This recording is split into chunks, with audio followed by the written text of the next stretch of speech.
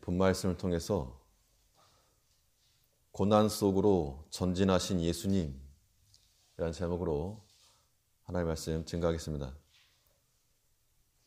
예수님께서 원치 않으신 고난을 그냥 당하신 것이 아니고 적극적으로 고난을 잡으려고 고난 속으로 들어가신 겁니다. 전투가 벌어지게 되면 전력이 큰 쪽에서 작은 쪽으로 밀고 나갑니다. 그래서 이 전력이 약한 곳은 원치 않아도 공격을 당하게 되어 있고 그 결과는 예정된 패배입니다. 그런데 이 전세가 약한 쪽이라도 이길 수 있는 가능성은 기회를 잘 노려서 상대의 빈틈을 노려 기습 공격하게 되면 적은 군사력으로도 승리를 얻어내는 것이 역사적 교훈입니다. 오늘 본문에서 예수님께서 예루살렘으로 입성하시는 그 장면인데, 이 장면이 마치 무엇과 같은가 하면 호랑이를 잡으려고 호랑이 굴 속으로 친히 들어가시는 그러한 장수의 모습을 보여주고 있습니다. 이 사탄과의 최후의 일전을 마다하지 않으시고 그 고난 속으로 돌파하여 들어가신 그 예수님을 우리가 오늘 생각하면서 예수의 고난에 동참하는 것이 무엇인가? 우리가 어떻게 하다가 고난 당하는 거 말고 고난 속으로 들어가는 겁니다. 그래서 거기에 있는 구원과 거기에 있는 하나님의 구원의 역사, 이것을 얻어내는 것, 고난 속으로 전진하여 들어가신 예수님의 발걸음을 주목하고 따라가길 힘쓰는 우리가 되어야 되겠습니다. 그러면 이 고난을 잡으러 나가신 예수님의 무기가 무엇이었는가? 무엇을 들고 고난 속으로 들어가셨는가? 본 말씀을 통해 살펴보면 첫째는 이 하나님 앞에서의 이 겸손함을 들고 나가신 겁니다. 그러니까 우리가 고난을 이겨내려면, 고난을 잡으려면 예수님과 같이 동일하게 겸손한 마음을 가지고 나가야 됩니다.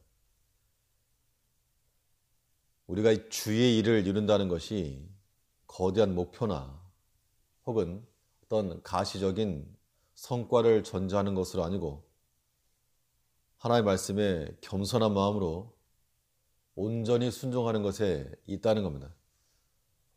하나님의 뜻을 이룬다는 것이 앞으로 내가 뭘 행하겠다, 이런 목적을 가지고 되는 것이 아니고 하나님의 말씀에는 온전히 순종하겠습니다. 비록 내 생각과 내 계획은 다를지라도 그 뜻에 따르겠습니다라고 하는 겸손한 마음이 주의 뜻을 이루고 또 우리가 고난 당할지라도 그 고난을 이겨낼 수 있는 힘이 되는 겁니다. 예수님께서 이 고난 속으로 들어가시면서 겸손한 모습을 가지고 나가신 것이 오늘 본문에 명백히 드러납니다. 1절부터 보시면 저희가 예루살렘에 가까이 와서 감람산 벳바게와 베다니에 이르렀을 때 예수께서 제자 중 둘을 보내시며 이르시되 너희 맞은편 마을로 가라. 그리로 들어가면 곧 아직 아무 사람도 타보지 않은 나귀 새끼에 매어 있는 것을 보리니 풀어 끌고 오너라. 예수님께서 나귀의 새끼를 타고 들어가셨다, 그것을 말하고 있습니다.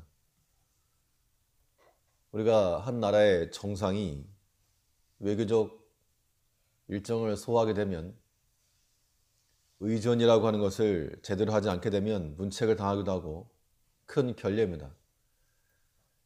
예수님께서는 이 땅에 주인으로 오셨는데 요한복음에 보면 자기 땅에 오매 자기 백성들이 영접지 않았다. 내 집에 들어가는데 이 거절당한 것 똑같은 겁니다. 참 어이가 없고 말이 되지 않은 그런 일정임에도 불구하고 예수님께서 뭐 황금마차를 타고 들어가도 족할 터인데 나귀의 새끼, 그것도 작은 나귀를 타고 들어가시다 했습니다. 예수님께서 사람의 몸을 입고 오실 때에도 예루살렘 성전에서 왕궁에서 태어난 것이 아니고 마앗간에서 태어나시더니 이제 마지막까지 겸손하게 이 나귀 새끼를 타고 들어가셨습니다. 이 나귀를 탔다라고 하는 것을 성경은 뭐라 표현했는가 하면 스가랴서에 보면 시온의 딸들아 크게 기뻐할지어다 예루살렘의 딸들아 즐거이 부를지어다 내 왕이 내게 임하나니 그는 공의로우며 구원을 베풀며 겸손하여서 나귀를 타나니 나귀의 작은 것 곧 나귀 새끼니라. 스가랴서에 예언되었던 그 말씀을 성취하시기 위해서 나귀를 타셨는데 나귀를 타신 이유는 그가 겸손하여서 겸손의 왕으로 또 평화의 왕으로 오실 것을 보여주신 겁니다. 우리가 주의 고난을 본받고 그 고난에 동참키를 원한다면 우리가 어떤 마음을 가져야 마땅하겠습니까? 당연히 예수님과 같이 겸손한 마음을 가져야지만이 우리가 고난 속으로 들어갈 수 있고 거기서 견뎌낼 수가 있는 겁니다. 이 낮아진 마음이 없으면 얼마나 속이 상하고 속이 끓고 견디지 못한지 감당 못하는 겁니다.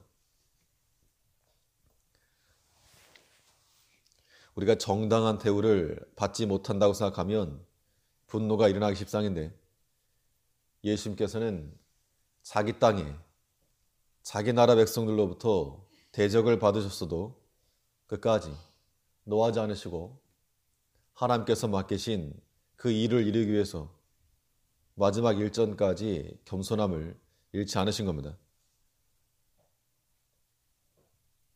예수님께서 이러한 마음을 가지고 나가시니까 이러한 낮은 마음을 가지고 겸손함을 가진 자들은 다 이 그리스도의 고난에 이 십자가의 길에 동참한 자들이 되었습니다. 3절에 보니까 만일 누가 너희에게 왜 이리 하느냐 묻거든 주가 쓰시겠다 하라. 그리하면 즉시 이리로 보내리라 하시니 예수님께서는 그 12제자뿐만 아니라 6월절 먹을 식사자를 위해서도 성 안 아무에게로 가서 그에게 말하라. 그래서 겸손하게 자신의 집을 내어준 사람이 있었고 또 이 나귀 새끼를 타고 들어가심에 있어서도 이 나귀 주인의 주가 쓰시겠다 하라 하니까 다 내어드린 겁니다. 자기 건데 내 권리를 주장할 수 있지만 왜 그러느냐 못한다 하지 아니하고 내어드렸다는 겁니다. 우리가 주의 일에 쓰임을 받고 또 그리스도의 고난에 동참하려면 우리도 우리의 마음을 낮춰서 겸손한 마음으로 주가 쓰시겠다 그러면 이해할 줄 알고 이것이 비록 내게 손실과 내게 고통을 동반할지라도 우리는 주님의 마음을 같이 가져야 되겠습니다.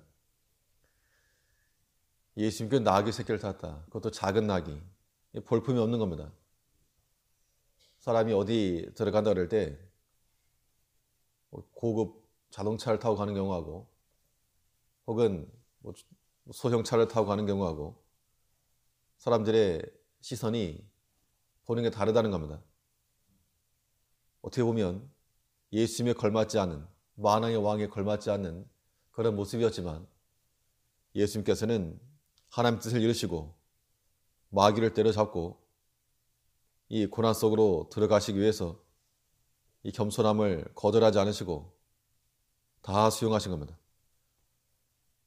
나귀를 타신 예수님께서 겸손하신 예수님께서 건장한 말을 탄 세상의 악한 자를 이긴 겁니다.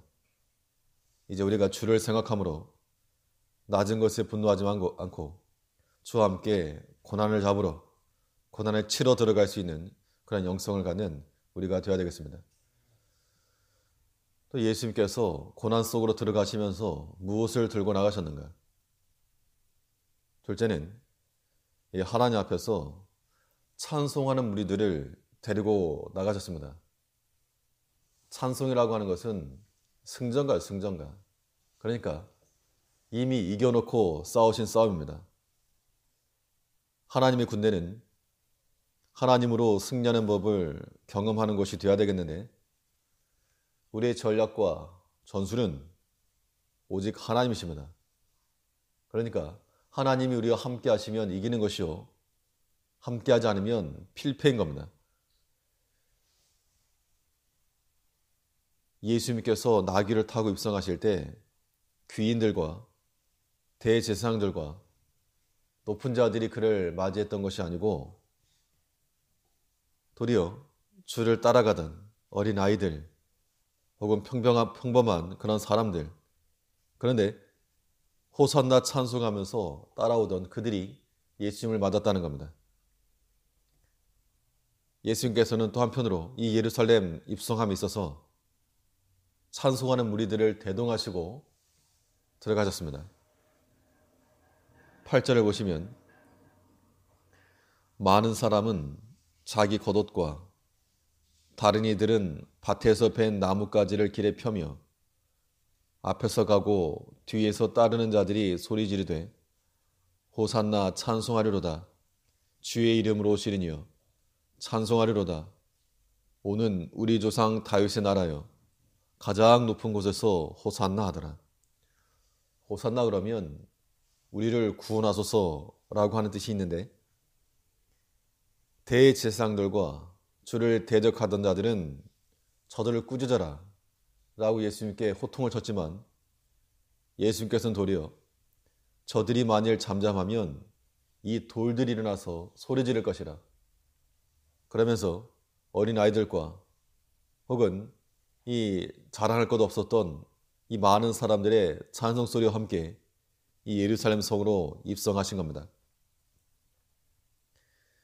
이것이 인간적 관점에는 큰 도움이 되지 않죠.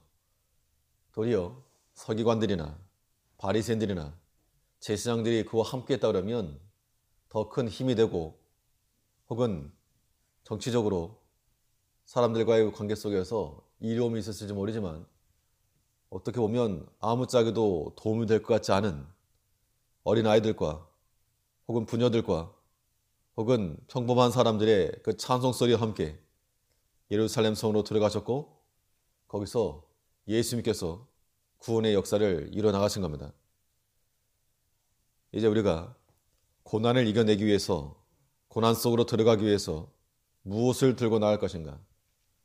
당연히 우리 입에는 찬송이 끊이지 않아야 되겠습니다.